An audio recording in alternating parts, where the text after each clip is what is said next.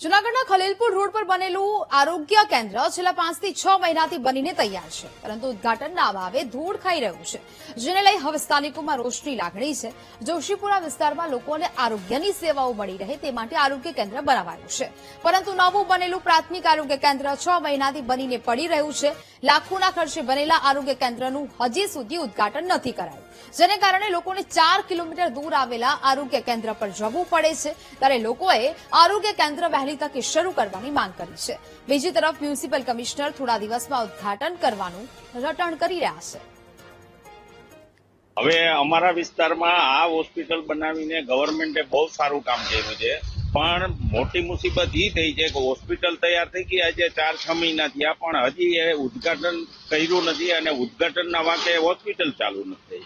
એને હિસાબે અમારા વિસ્તારના દર્દીઓને અને માણસોને એટલી બધી તકલીફ પડે છે કે આજથી સિવિલ હોસ્પિટલે જવામાં 4-6 કિલોમીટર દૂર જવું પડે, રિક્ષા બાંધવી પડે, અશક્ત માણસો હોય।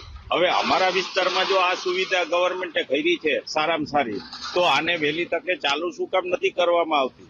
અને સરકારી દવાખાનું જે બન્યું 4-5 મહિના કમ્પ્લીટ થઈ ગયું, પણ ચાલુ થયું નથી। અમારી માંગણી છે કે જેમ બને તેમ વહેલી તકે ચાલુ થાય, એટલે અમારે અગવડતા થોડી પડે છે, અગવડતા દૂર થાય।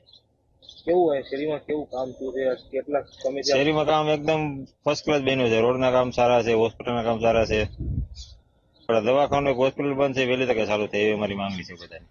કેટલા દૂર સુધી તમારે અહીંથી જવું પડે, કેવી મુસીબત પડે? અમારે અહીંથી સેટ 3 કિલોમીટર સેટું જવું પડે છે। ખલીલપુર રોડ ઉપર જોશીપુરા વિસ્તારને લોકોને સારવાર મળે અને લોકોને ફ્રી ઓફમાં જે કોઈ પણ બીમાર પડે વ્યક્તિ તો એને પીએચસી સેન્ટર પ્રાથમિક આરોગ્ય કેન્દ્ર જે સરકાર દ્વારા અહીંયા બનાવવામાં આવેલું છે, તો આ જે આરોગ્ય કેન્દ્ર છે એ મહાનગરપાલિકાની બેદરકારીના કારણે આજે છેલ્લા 6 મહિનાથી આ ધૂળધાણી થઈ રહ્યું છે। શાસક પક્ષનું આયોજન વગર આપણે જોઈએ કે કોઈ નેતાના હાથે માત્ર ઉદઘાટનના વાકે 6 મહિનાથી આ ધૂળધાણી થાય છે। જો આ તાત્કાલિક ચાલુ કરવામાં આવે તો લોકો જે જોશીપુરાની 40 થી 45, 50 હજારની વસ્તી છે એને આરોગ્ય માટે ખૂબ સારી અહીંયા સુવિધાઓ મળે એમ છે। થોડુંક નાનું મોટું લાઇટિંગનું કામ બાકી છે અને ફાયરનું થોડું ઘણું કામ બાકી છે, એટલે આમ સિવિલ કન્સ્ટ્રક્શન પૂરું થઈ ગયું છે, એટલે થોડા સમયમાં આપણે એને શરૂ કરવાનું આયોજન છે।